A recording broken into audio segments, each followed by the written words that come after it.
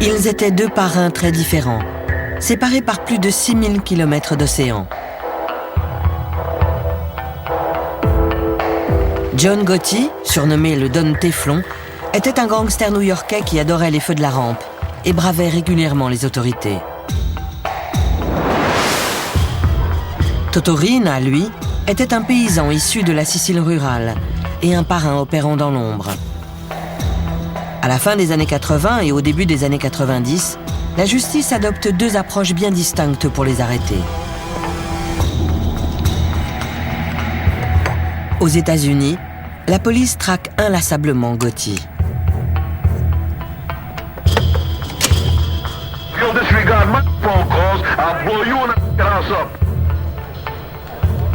En Sicile, il faudra une révolte des habitants de Palerme pour envoyer Riina derrière les barreaux.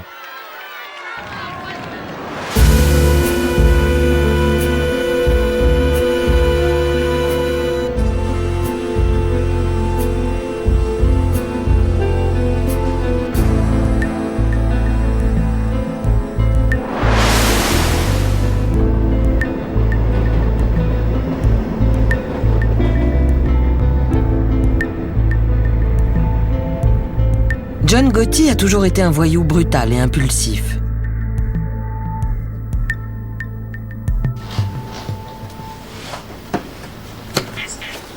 C'est dans un bar que le jeune gangster Henry Hill a vu Gotti, alors adolescent, pour la première fois.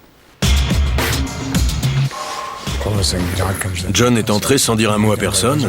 Il est allé vers une table où on jouait aux cartes et il s'est mis à tabasser un mec avec une batte ou un tuyau. Il a presque battu ce mec à mort. Il a failli le tuer. Si ça se trouve, d'ailleurs, il l'a tué. Et ils ont balancé le cadavre dans un coffre. Gotti a enfreint une loi tacite de la pègre, ne jamais faire usage de la violence en présence de témoins. Après ça, il est venu s'excuser auprès de moi, avec du sang qui giclait partout. C'était la première fois que je le voyais. Il avait un grand manteau noir, un par-dessus tout en cuir. Il avait vraiment tout d'un gangster.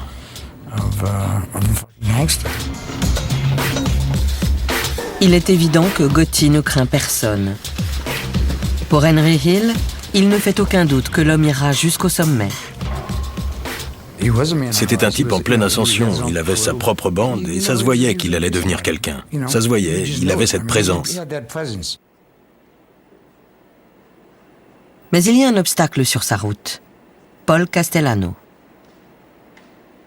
C'est le chef de la famille Gambino, la plus puissante de toutes les familles mafieuses américaines. Castellano est un gangster à l'ancienne, un mafioso qui dissimule ses crimes sous un vernis de respectabilité.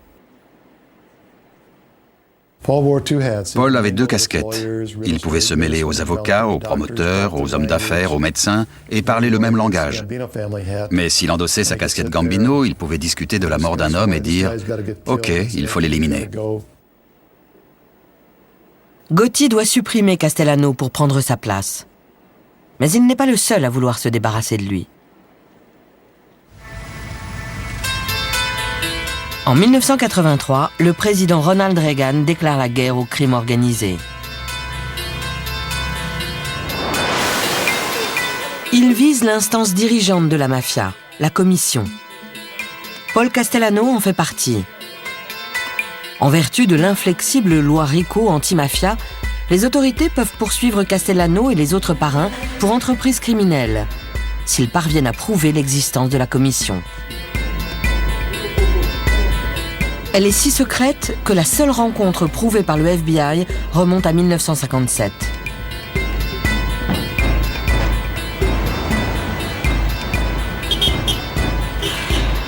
Et puis, un matin de mai 1984, au QG du FBI à New York, l'agent Joe O'Brien reçoit l'appel d'une taupe infiltrée dans la mafia. Il m'a informé qu'il y allait y avoir une réunion de la commission de la mafia quelques heures plus tard. Franchement, je ne l'ai pas cru, parce que ça n'arrivait jamais. Ces types ne pouvaient pas se permettre de se voir. C'était trop dangereux.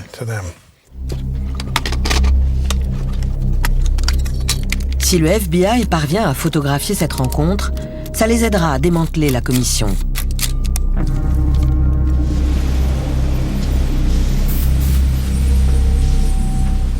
O'Brien et l'un de ses collègues, Andy Currins, surveillent ce bâtiment.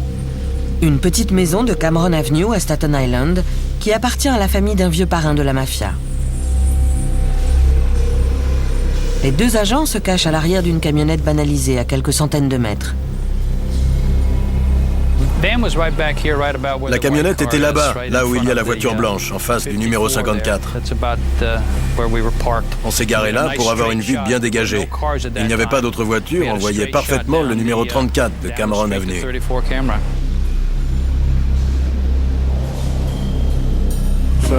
On a attendu 3 heures, jusque vers 16h30. Et là, ils ont commencé à sortir, une famille après l'autre. Les chefs des familles Gambino, Lucchese, Colombo et Genovese apparaissent chacun leur tour. Et enfin, on a vu sortir notre invité d'honneur, le très attendu Paul Castellano. Castellano est le parrain des parrains. Il était traité comme un roi. On pouvait presque voir le tapis rouge. C'était très représentatif du fonctionnement et du protocole de la mafia. C'était sensationnel.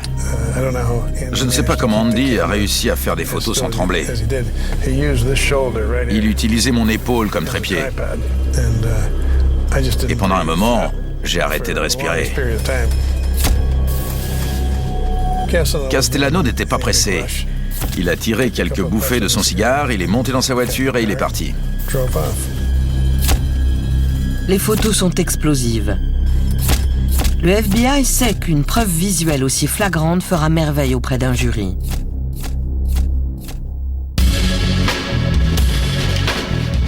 En février 1985, le procureur inculpe les 5 membres de la commission.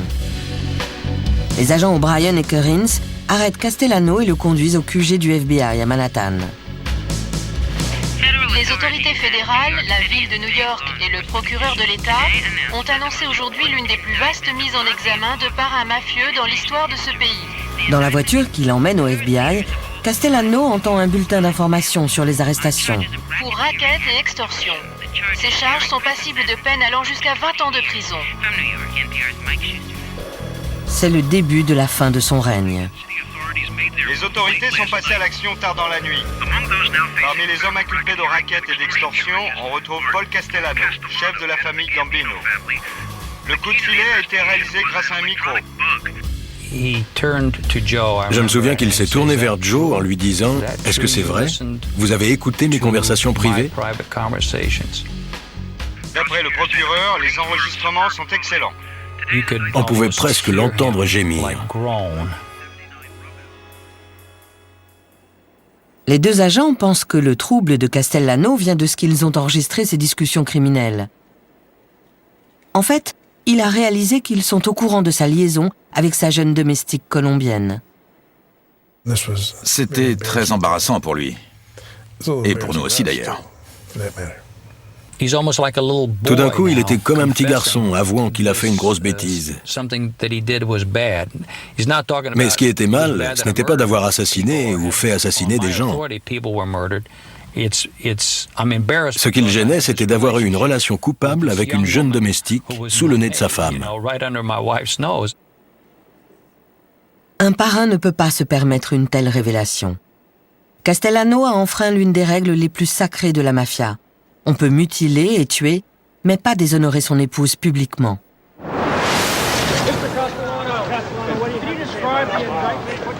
Les photos sont un des principaux éléments de preuve du procès à venir.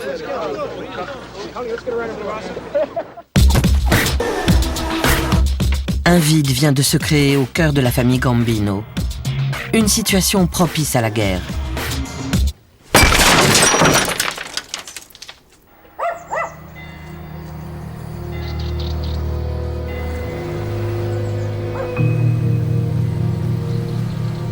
Et pour savoir à quoi ressemble une guerre mafieuse, la pègre new-yorkaise n'a qu'à se tourner vers la Sicile.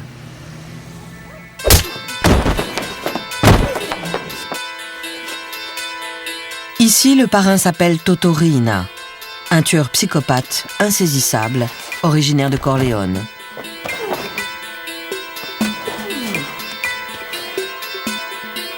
Cette place forte de Cosa Nostra, perchée sur les montagnes du centre de la Sicile, donnera plus tard son nom au personnage de Marlon Brando dans le film Le Parrain.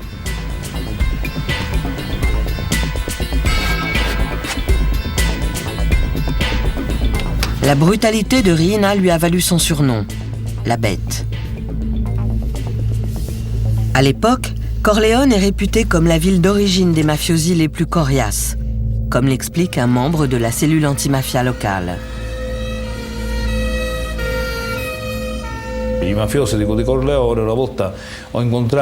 Un jour, j'ai rencontré un mafioso corléonais qui m'a regardé droit dans les yeux en me disant « Pour être un homme, un vrai, il faut avoir passé quelques années en prison. » Voilà le genre de philosophie de la mafia de Corleone. Pour eux, faire de la prison, c'est un baptême.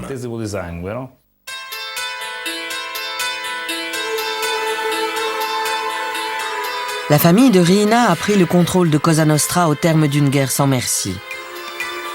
Au début des années 80, les rues de Palerme baignent dans le sang de ses victimes. Pendant 6 mois, un nouveau cadavre surgit tous les 3 jours.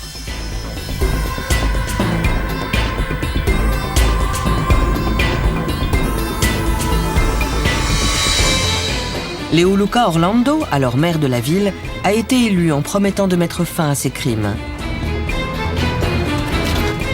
20 ans plus tard, sa prise de position courageuse l'oblige encore à être protégé 24 heures sur 24.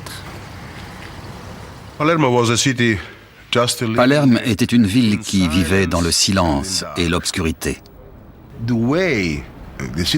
Pour ne pas être impliqués dans ces meurtres, les citoyens niaient l'existence même de la mafia. On ne voit rien, on ne dit rien, on n'entend rien. Ce n'est pas notre problème. Qu'ils s'entretuent, ça ne nous regarde pas. Si on ne parle pas de la mafia, on ne mourra pas. L'homme qui dirige l'enquête sur Riina est un magistrat, le juge Giovanni Falcone. Il a grandi dans un quartier pauvre de Palerme et certains de ses camarades d'école sont devenus des mafiosi. Mais contrairement à eux, il a choisi de se battre du côté de la loi.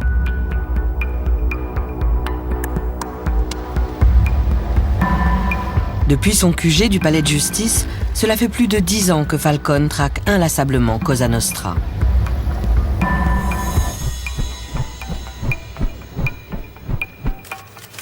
En 1987, il a connu son heure de gloire.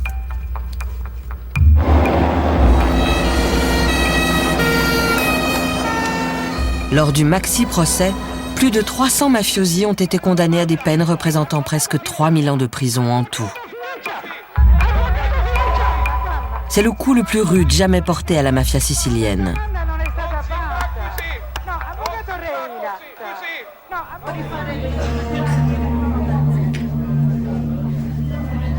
Mais le parrain des parrains, Toto Riina, a échappé au coup de filet. Il est toujours libre et continue à diriger son empire depuis sa cachette.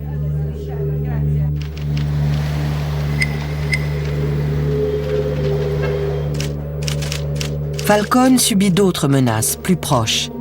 Il a peu d'amis au palais de justice.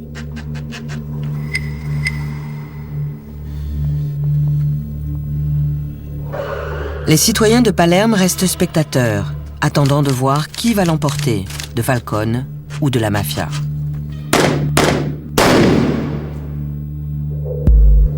Cet isolement est dangereux. Parmi ceux qui combattent la mafia, plusieurs ont déjà été tués sur les ordres de Riina.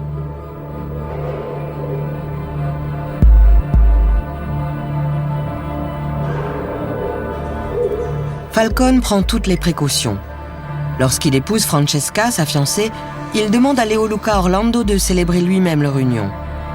La cérémonie a lieu un samedi soir, dans le plus grand secret, à la stupéfaction de la secrétaire du maire. Soudain, ma secrétaire est arrivée en disant « Voilà le juge Falcone ». J'ai répondu « Oui, on va commencer le mariage ». Ils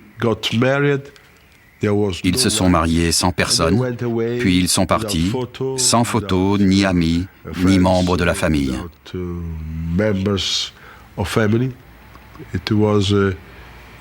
C'est un des sacrifices que Giovanni et Francesca ont consenti pour le combat contre la mafia.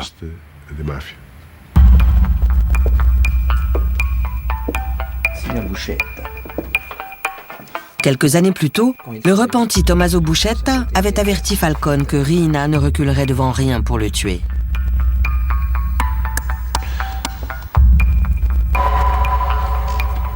N'oubliez jamais ça. Une fois que vous avez un compte avec la mafia, vous ne pouvez le solder qu'à votre mort. La menace n'est pas à prendre à la légère.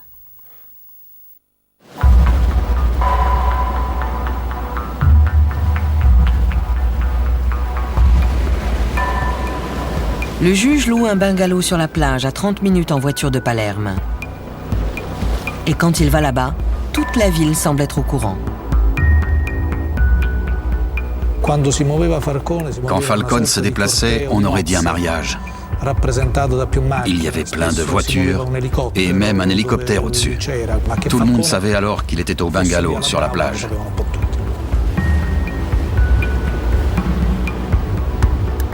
Mais l'anneau d'acier qui le protège ne change rien aux yeux de Riina. Un après-midi de juin 1989, Falcone se détend sur la plage. Un garde du corps consciencieux remarque alors un sac de sport posé près de la maison et qui paraît avoir été oublié dans les rochers au bord de l'eau. En l'entr'ouvrant, il aperçoit des fils électriques connectés à 58 bâtons de plastique.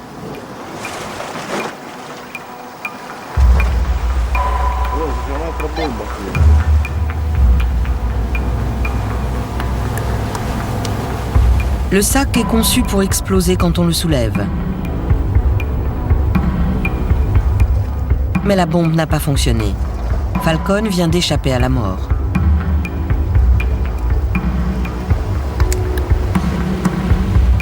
Peu après cette tentative d'assassinat, alors qu'il discute avec une de ses amies les plus proches dans son combat contre la mafia, il fait une sinistre prédiction.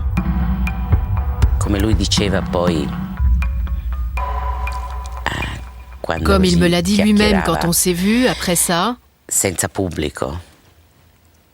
ma vie est toute tracée.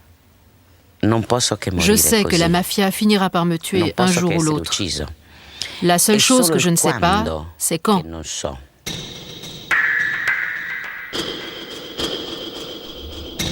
Avec Riina en liberté, Falcone est en sursis. À New York, le temps est compté aussi pour le parrain américain Paul Castellano.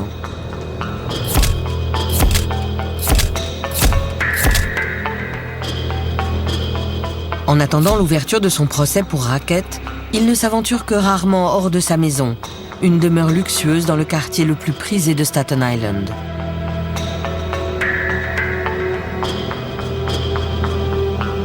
Ses ennemis et ses amis l'appellent la Maison Blanche.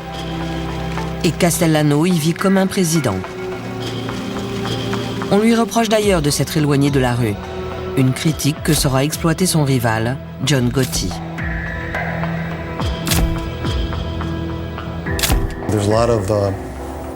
Beaucoup critiquaient Castellano en disant qu'il s'occupait trop de ses procès et pas assez de la famille, désormais divisé entre les nantis et les autres.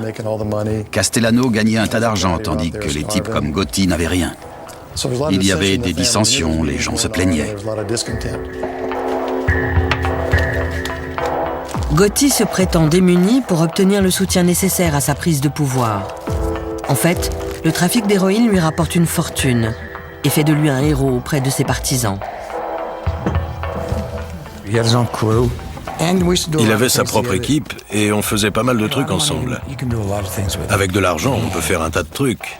Et de l'argent, il en avait. Et il laissait tout le reste de sa famille profiter du banquet. Dealer de la drogue et faire ce qu'il voulait de cette ville.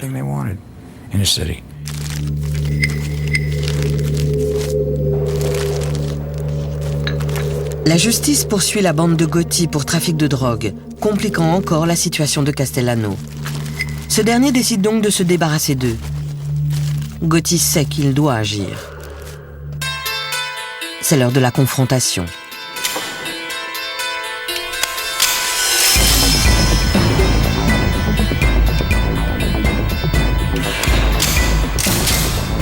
Le 16 décembre 1985, Castellano part à Manhattan pour voir Gotti.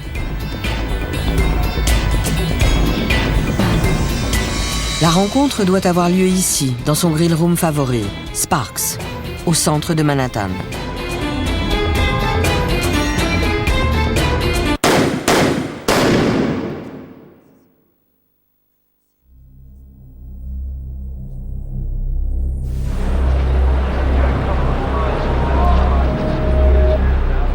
Castellano et son chauffeur sont abattus devant le restaurant.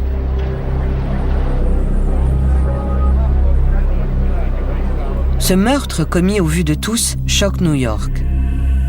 Le nouveau parrain de la famille Gambino devient aussitôt célèbre.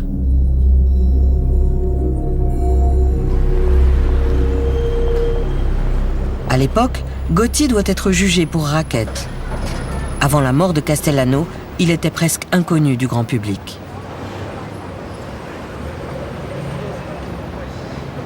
On est passé d'une affaire criminelle relativement, pas léthargique, mais de routine, à l'affaire de la décennie. On avait une foule de reporters massés devant le tribunal et dans la salle d'audience. C'était devenu un gros poisson.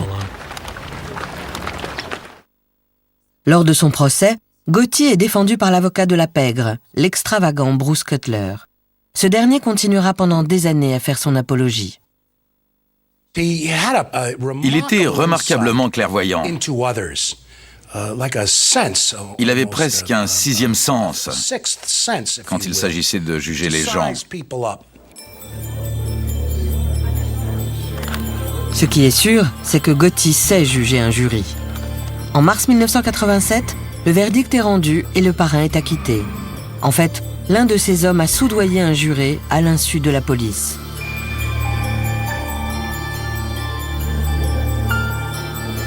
Inculpé de nouveau à 2 reprises pour voie de fait, il est à chaque fois représenté par Bruce Cutler. I'll say you with respect to defendant John Gotti, guilty or not guilty? We find him not guilty. Il sort blanchi des 2 procès, en faisant corrompre et intimider les témoins. Le Don Teflon est né.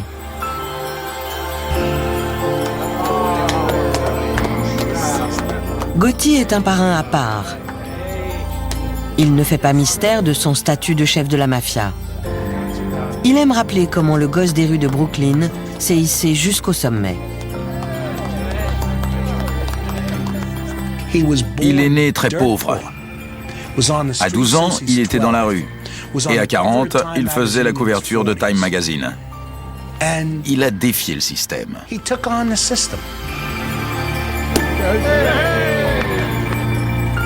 Son ancien avocat décrit Gotti comme un Robin des Bois moderne, luttant contre les pouvoirs en place.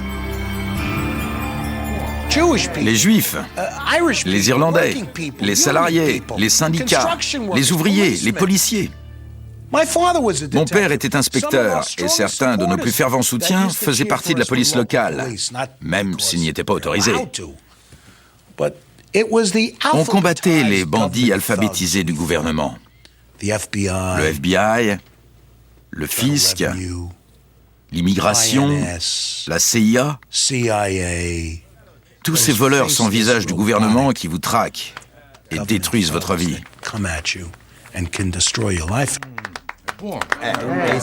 La sanglante réalité du règne brutal de John Gotti est tout autre.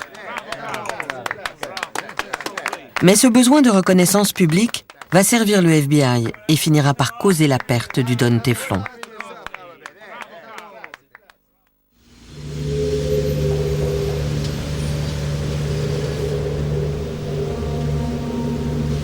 En Sicile, les autorités n'ont pas le même genre de problème que leurs homologues américains.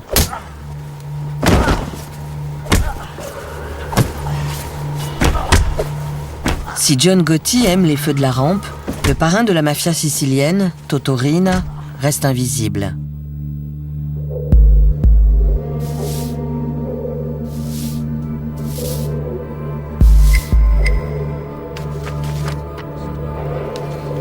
Le juge Giovanni Falcone est déterminé à le débusquer. Mais il a besoin de trouver un lien entre Riina et les crimes perpétrés en son nom par son armée de tueurs.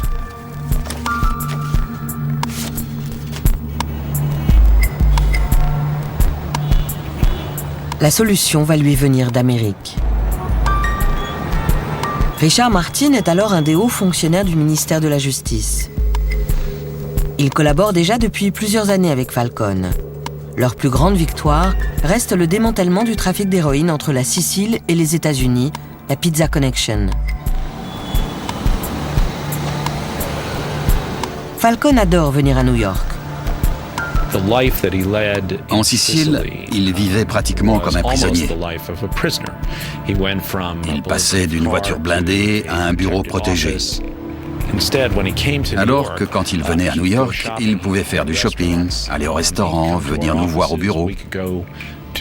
On pouvait l'inviter chez nous et dîner en famille. Pour lui, New York était synonyme de liberté. Mais les visites de Falcone aux États-Unis ne sont pas de simples voyages d'agrément. Il est très impressionné par la législation sévère de l'Amérique contre la mafia. Une législation qui a permis au gouvernement d'inculper le parrain Paul Castellano et de piéger la commission. Je pense que ça l'aidait aussi à se libérer l'esprit et à voir au-delà de son propre domaine quand il venait ici. Non seulement il s'y plaisait, mais c'était aussi une façon pour lui de voir plus clairement comment attaquer la mafia et comment travailler avec les autorités italiennes.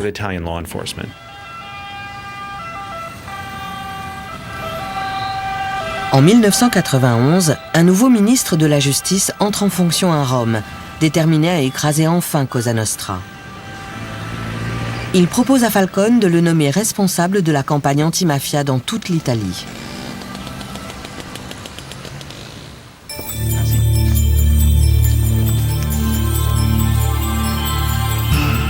Le juge saisit cette occasion de quitter Palerme et de mettre en pratique ce qu'il a appris aux États-Unis. Ses idées sont révolutionnaires. Il entend former un équivalent italien du FBI. Dans tout le pays, la lutte contre le crime organisé sera centralisée sous ses ordres.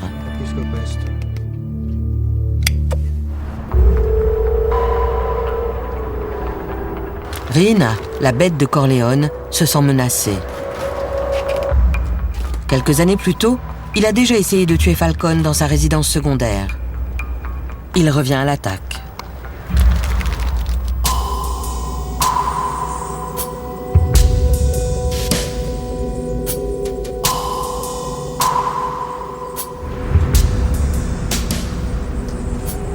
Le 23 mai 1992, Falcone et sa femme Francesca rentrent à Palerme pour le week-end.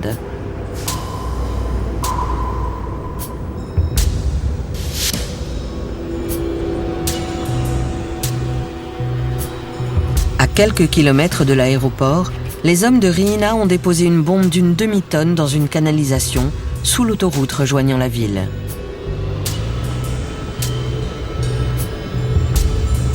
Ils se cachent ensuite dans un bâtiment qui surplombe la route, armé d'un détonateur télécommandé.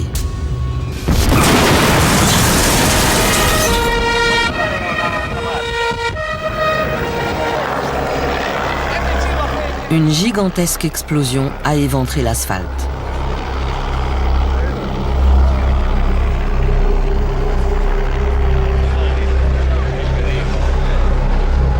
Le choc est tel qu'il apparaît sur les moniteurs de surveillance sismique locaux.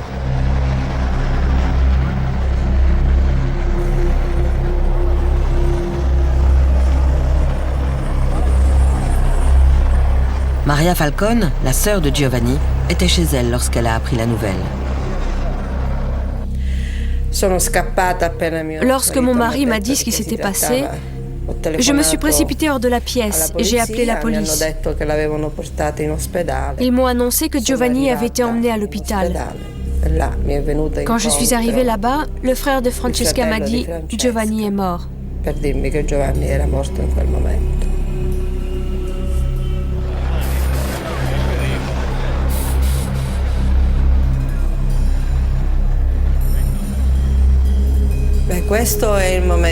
Ça a été le moment le plus douloureux de ma vie.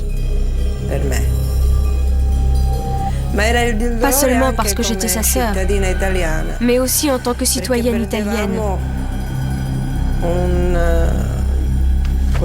Car avec Giovanni, c'était notre plus grande chance de vaincre la mafia qui disparaissait.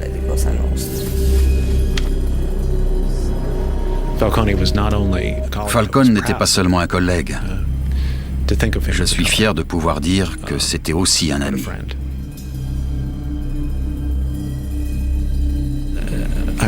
Ça m'a énormément attristé.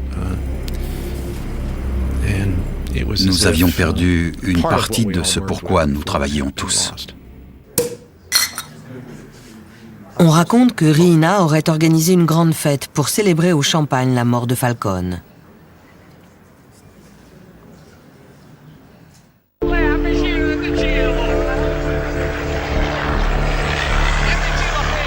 La femme de Falcone, Francesca, et 3 gardes du corps sont également morts dans l'explosion.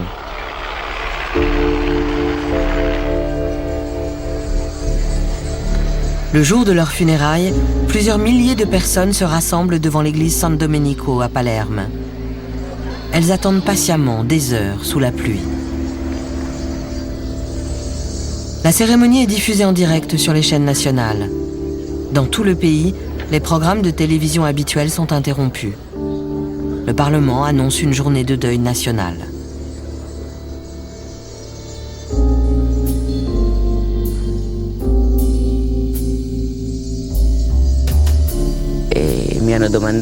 On m'a demandé comment j'avais réagi en apprenant la nouvelle. Et j'ai répondu, j'ai pleuré. Quelqu'un m'a dit, mais vous êtes le juge Ferraro, comment ça vous avez pleuré? Oui, j'ai pleuré et je n'ai pas honte de l'admettre. L'Italie est choquée et indignée.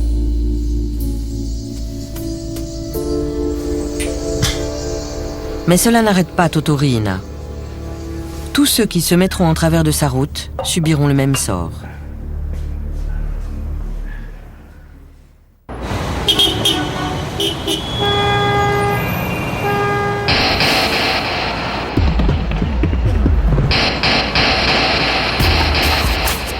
À New York, le piège se referme sur le parrain américain, John Gotti.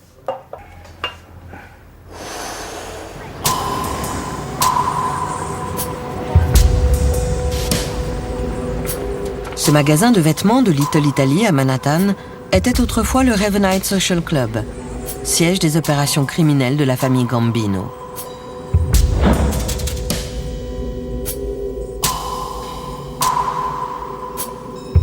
À l'époque, Gotti exige de ses hommes qu'ils viennent au Ravenite pour lui rendre publiquement hommage.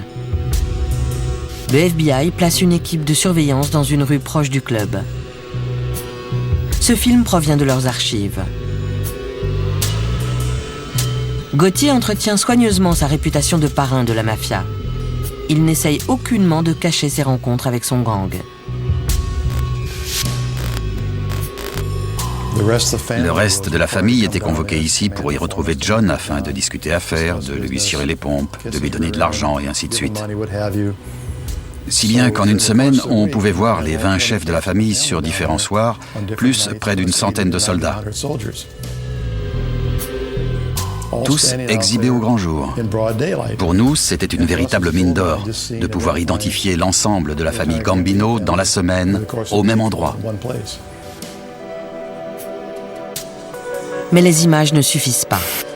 Pour obtenir une condamnation, le FBI a aussi besoin d'entendre Gotti parler de ses crimes. Le Ravenite a été mis sur écoute, mais les micros n'ont pas encore saisi grand-chose. Enfin, la chance tourne.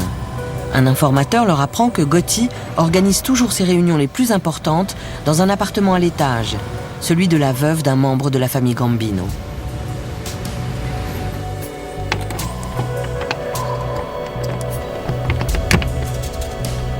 Le FBI profite du départ en vacances de la vieille dame pour poser un micro sur place.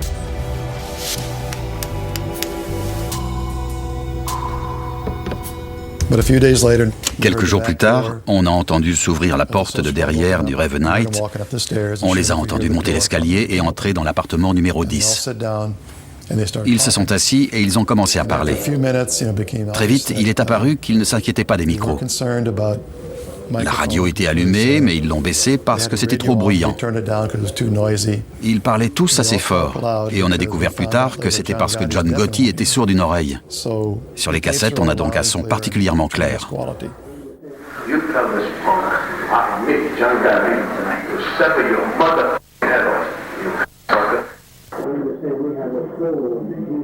Les enregistrements dévoilent le véritable visage d'un parrain. Un visage très différent de celui que Gotti montre à ses fans.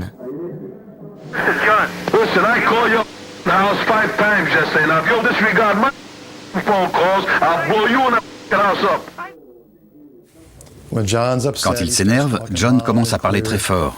Et il oublie qu'il y a des choses dont il ne devrait pas parler, comme d'anciens meurtres. Gotti est arrêté. En janvier 1992, il est inculpé d'homicides multiples et de racket. C'est son 4e procès en 6 ans. Pourtant, New York reste fasciné par John Gotti. Les célébrités affluent. Dans les tribunes, on se serait vraiment cru au cirque. Mickey Rourke et Anthony Quinn sont venus voir le procès. Et ils ont envoyé un boxeur, Ronaldo Snipes, qui lançait des regards si menaçants au jury qu'on l'a viré dans la demi-heure.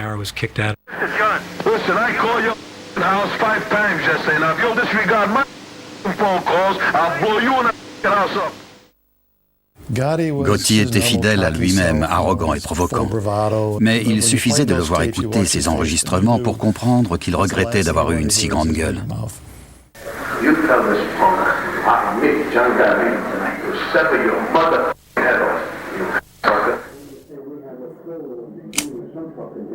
Gotti a provoqué sa propre perte. Mais les enregistrements vont avoir une autre conséquence inattendue. En même temps que lui, le FBI a arrêté son fidèle bras droit, Sammy Bull Gravano. Dominic Montillo a été à l'école avec Gravano. Plus tard, ils sont tous deux devenus gangsters au sein de la famille Gambino. Sammy a toujours été un dur. On était ensemble à la maternelle. Il a tué son beau-frère. Louis était son ami d'enfance, Louis Milito. Ils avaient grandi ensemble, traîné ensemble, volé ensemble. Il a tué Louis. On ne pouvait pas se fier à Sammy. Gravano a été déçu par Gotti. Pour lui, un vrai parrain ne doit pas rechercher la publicité, mais opérer dans l'ombre, comme le faisait Paul Castellano.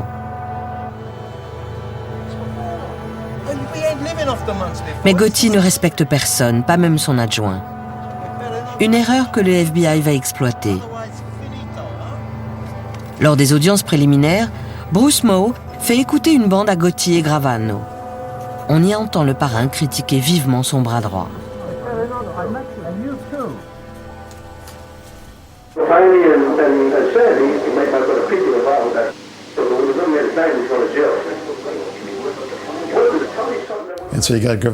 Gotti et Gravano étaient assis côte à côte à la table des accusés quand on a mis la cassette. Sammy est devenu tout rouge, il était prêt à exploser. Et pour la première fois, John Gotti était gêné. Il a blêmi, il voulait se cacher sous la table. Il était gêné parce qu'il savait qu'il avait été surpris disant du mal de son concilière et son bras droit. Gravano est le dernier clou dans le cercueil du parrain. Bruce m'a appelé un jour en me disant « Tu es assis ?» Oui. Sammy veut coopérer. On a fait venir Sammy, qui est entré, m'a serré la main et a dit « Je veux passer de notre gouvernement à votre gouvernement. »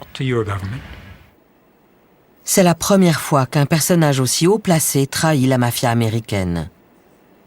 Le témoignage de Gravano porte le coup de grâce à Gotti. Il révèle comment ils ont tous deux organisé le meurtre de leur ancien parrain, Paul Castellano, puis l'ont regardé mourir depuis leur voiture.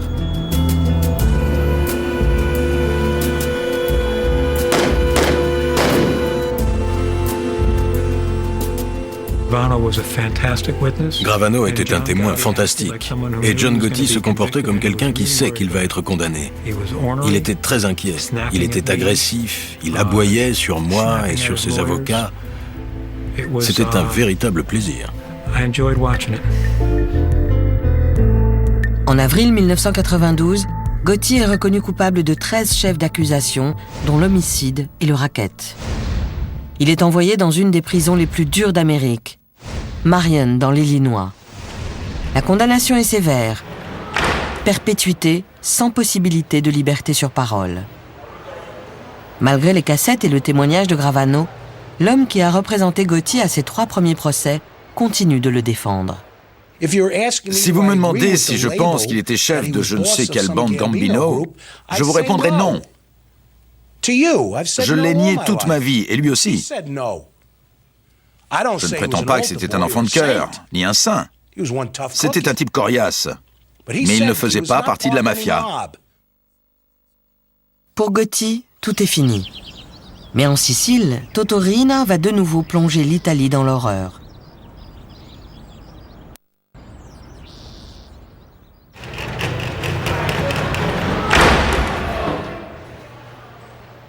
Le parrain américain a été condamné à passer le reste de sa vie en prison. Mais outre-Atlantique, le gouvernement italien semble impuissant. Le chef de Cosa Nostra agit à sa guise. Il a fait assassiner le juge antimafia Giovanni Falcone. Palerme attend avec angoisse son prochain coup.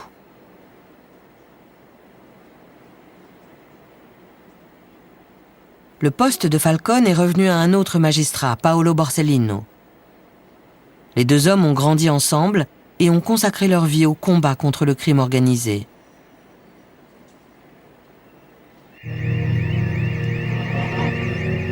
L'après-midi du samedi 19 juillet 1992, 2 mois après le meurtre de Falcone, Borsellino rend visite à sa mère dans cet immeuble, comme chaque week-end.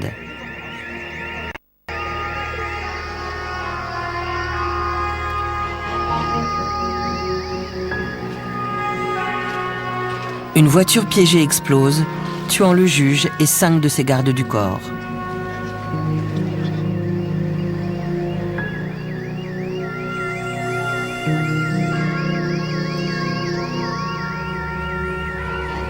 C'est la goutte d'eau qui fait déborder le vase. La population de Palerme organise une véritable révolte contre la mafia.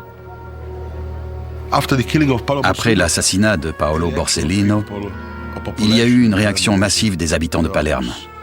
Les femmes, les enfants, tout le monde s'est mis à crier « Basta, ça suffit, trop, c'est trop ».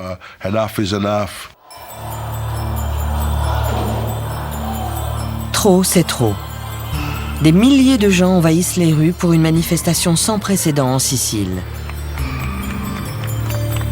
Les Palermitains craignent de voir Riina s'en prendre à Leoluca Orlando, élu sur la promesse de débarrasser leur ville de la mafia. Lorsqu'il apparaît en public, les femmes et les enfants forment un cordon protecteur autour de lui, défiant Cosa Nostra de les tuer pour atteindre le maire. Leur message était clair. Ils étaient là pour dire que je n'étais pas seul. Ils étaient là pour dire que la mafia pouvait tuer un homme ou 10 hommes, mais qu'elle ne pouvait pas tuer des milliers et des milliers de femmes et d'enfants.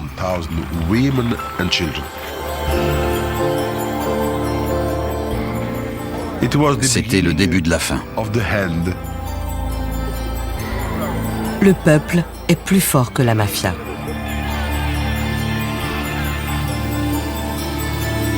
Le gouvernement, déterminé à sévir durement, envoie plusieurs milliers d'hommes en Sicile.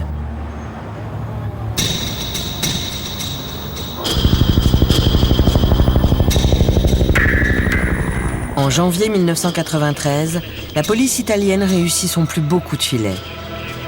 Suite à une dénonciation, Toto Riina est enfin arrêté.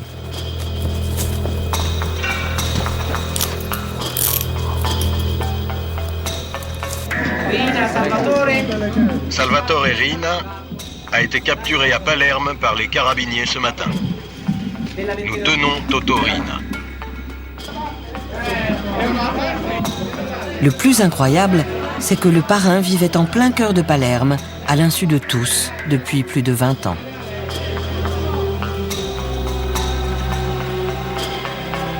Lorsqu'ils découvrent son visage, les Italiens sont stupéfaits. C'est ce paysan à l'air inoffensif qui a ordonné les meurtres brutaux de Falcone, de Borsellino et de centaines d'autres.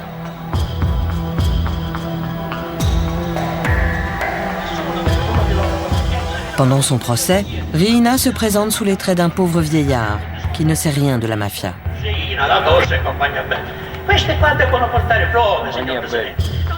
Mais sa défense ne convainc pas.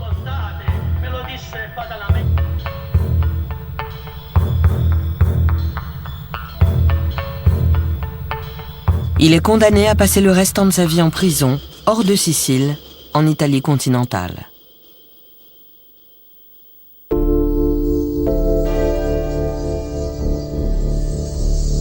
Des deux côtés de l'Atlantique, l'âge d'or des parrains semble révolu.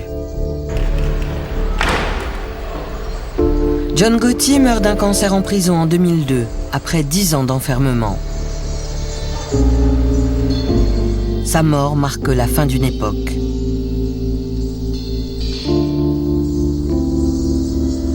En s'exhibant publiquement comme le parrain des parrains, il a tout fait pour pousser les agences gouvernementales à ne laisser aucun répit à la mafia.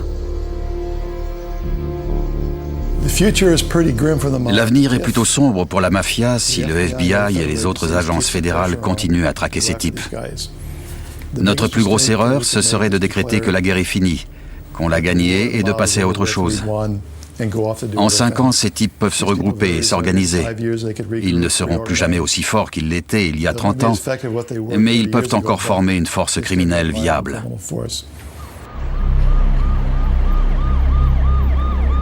Aux États-Unis, la pègre évolue avec son temps. Elle trempe dans les escroqueries sur Internet, les lignes roses et les arnaques financières. Mais elle n'est plus aussi puissante. Pas question non plus pour le FBI de laisser les Russes, les Chinois ou d'autres criminels régner sur leur quartier comme l'ont autrefois fait les gangsters italiens.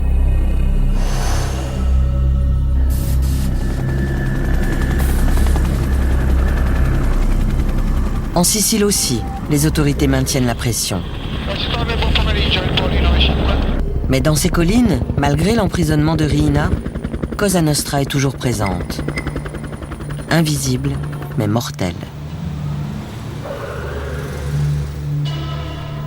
Aujourd'hui, il y a de nouveaux chefs, eux aussi originaires de Corleone. Ils ont tourné le dos aux méthodes inefficaces de l'ancien parrain.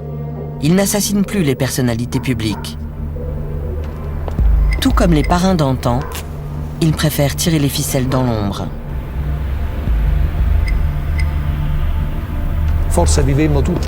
Je crois que nous nous sommes tous leurrés. Nous avons fait l'erreur de croire qu'on pouvait détruire Cosa Nostra en déplaçant 4 pions sur l'échiquier.